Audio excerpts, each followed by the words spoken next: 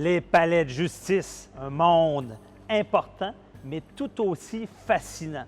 Il y a la série Indéfendable à TVA qui traite des coulisses de la justice. On voit comment ça fonctionne, les criminalistes dans leur quotidien. Et j'ai la chance de pouvoir parler à Maître Richard Dubé, qui est l'idéateur de la série. Et ce que je veux savoir avec lui, est-ce que c'est réaliste? Est-ce que c'est la vraie vie? Bien, je vais le rencontrer à la firme dans quelques instants.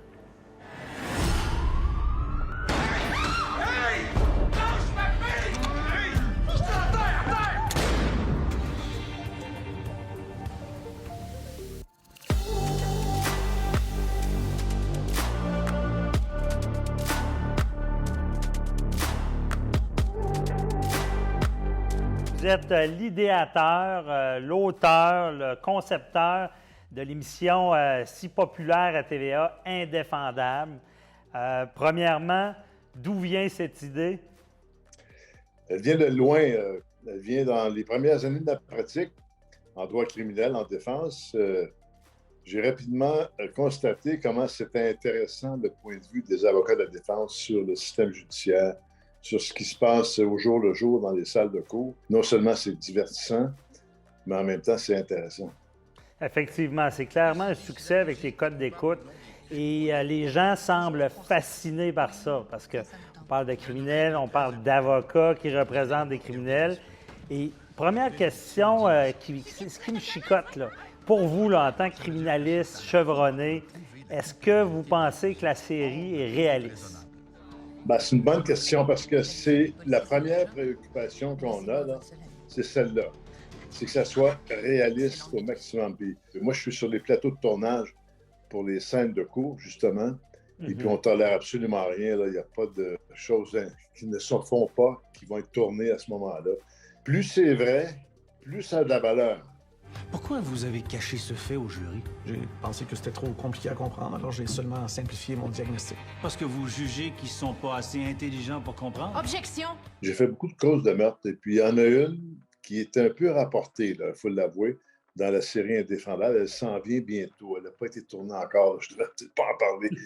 Elle a été tournée, mais elle n'a pas été montrée encore. Ouais, je vais en parler. Peut-être en surface. En surface, parce que c'est vraiment une très, très bonne histoire, une histoire vraie, où c'est une dame qui poignarde son mari. On l'accuse comme si c'était une grande criminelle, mais c'est une femme battue. Et puis, la couronne va être extrêmement dure avec elle. Et puis là, je ne peux pas en dire plus, parce que là, c'est très, très bon ce qui suit. Puis c'est vrai, c'est une histoire vraie. Vous allez voir. Dans l'émission, on voit le grec, là, c'est un monsieur, un criminel qui semble notoire et qui dit à son avocat, « T'es mieux d'être bon. » Samuel, t'as besoin d'être bon? Je le suis. Manque pas ton coup. Le gars. Est-ce que vous avez déjà eu peur d'un client? Tous les avocats criminalistes en vivent de ça. Ça fait, tu sais, quelqu'un qui a roulé pendant 20, 30, 35 ans dans le droit criminel a certainement une ou deux petites histoires à raconter où il s'est dit « Oh! » Effectivement. C'est ça, le droit criminel. Puis ça peut être aussi, on peut être visé ou inquiété par quelqu'un qui a des problèmes de santé mentale, par exemple. Il n'y a rien à voir avec le crime organisé. Il y a des gens comme ça qui vont se fixer sur vous. Puis il y a des filles que je connais, des avocates, qui ont eu à vivre ça, tu sais, des gars qui revenaient sur elles d'une façon très insistante. Et puis ça énerve aussi. Ouais. Également, Maître Dubé, on voit une cravate chanceuse. Je voulais pas que tu partes sans ta cravate chanceuse.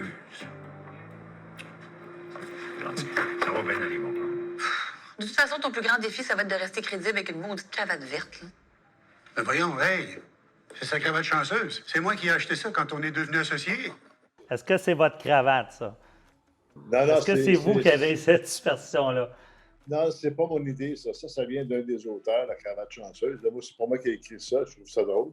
Mais est-ce que vous avez des rituels avant vos procès devant le jury ou des choses à faire, une forme de superstition pour dire hey, « je vais avoir du succès » ou...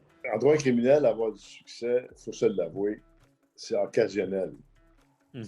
Et puis, si on avait moindrement l'impression qu'on pouvait agir sur le sort, on aurait des superstitions. Mais c'est tellement dur, c'est un combat où il y a beaucoup d'intervenants là-dedans. Devant toi, tu as ton adversaire qui est la couronne, la police, et parfois même le juge. Alors, il y a c'est comme un...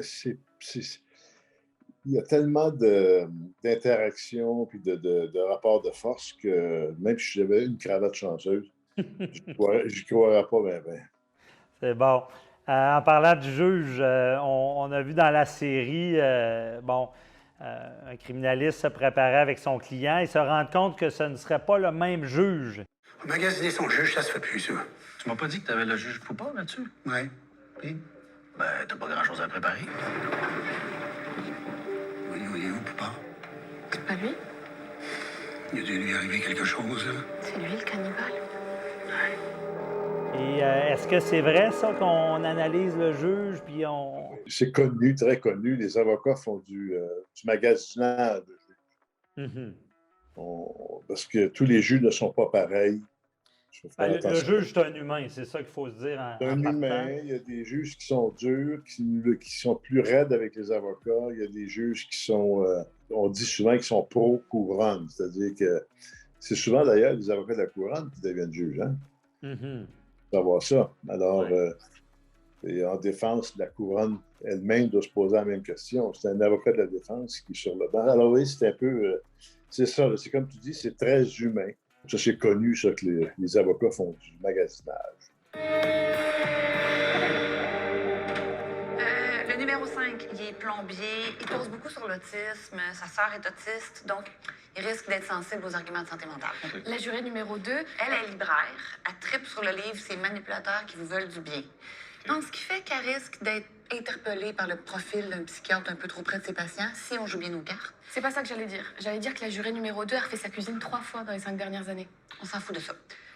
Ce que Marianne veut dire, là, c'est qu'on a besoin d'avoir des infos sur les jurés pour avoir leurs affinités, pour qu'ils sympathisent avec nos clients. Le jury, qui est dans certains procès, qui est comme le juge, est-ce qu'on s'informe sur les jurés? Ben ça aussi, j'aime vos questions. C'est que avant, là, quand j'ai commencé à pratiquer, quand on faisait une sélection de jurés, on avait un document très épais avec leur nom, leur adresse, numéro de téléphone, le nombre d'enfants, où ils travaillent.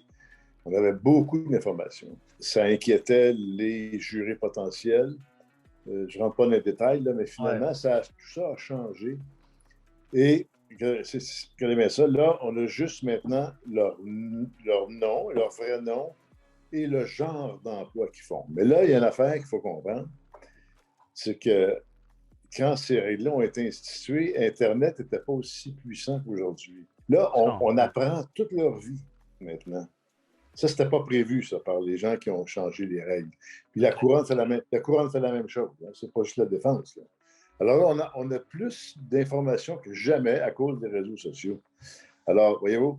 Bien, effectivement. Maître Dubé, j'imagine le travail colossal que vous avez réalisé. Vous avez réussi à garder une vraisemblance dans l'émission. Est-ce que ça a été un travail ardu, ça?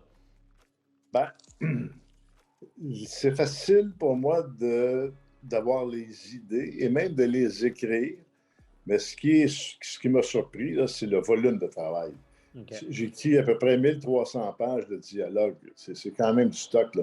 Je pense 27 histoires d'à peu près 60-65 pages chaque. Dans ces eaux-là, j'en finis une, j'en commence une autre parce qu'il y a des deadlines pour moi. Là. La production attend, des comédiens attendent. Oui. Le droit criminel, c'est d'histoires dignes de films. Donc, je ne pense pas qu'on a besoin de romancer pour intéresser les gens. Exact. Étant vulgarisateur, je suis honoré de vous parler, puis félicitations pour votre émission. C'est vraiment, ça nous fait connaître les dessous puis la réalité du droit criminel. Merci beaucoup, Maître Richard Dubé.